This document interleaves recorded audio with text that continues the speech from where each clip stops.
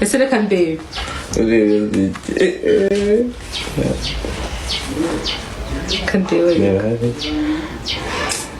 man wajya gufata video ukambwira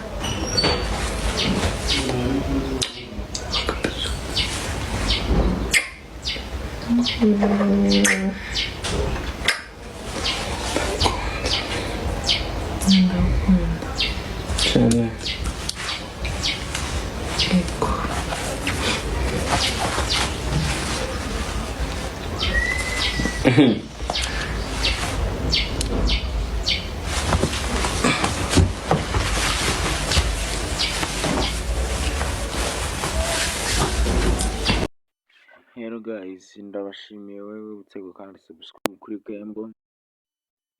Agushimiye cyane mbikuye ku mutima wowe wibutse gukanda subscribe. So niba utarakanda subscribe ndagushimiye, ibuka gukanda subscribe numara kureba ino video. So aka ni akavideo k'ayamano kamaze iminsi gacicikana, hano iyi niyo video yose njye nafashe nyibashyirira hanze.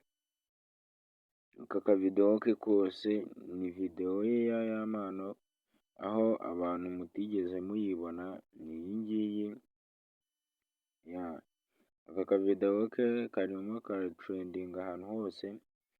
Iyi ni video y'ayamano arimo bomora umupuri.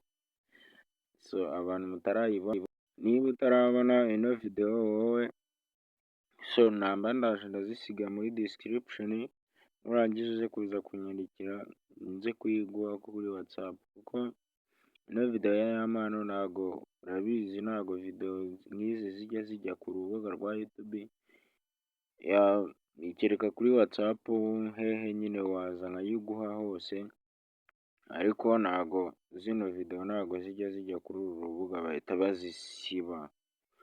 Waza ukanyandikira ukuye namba yanjye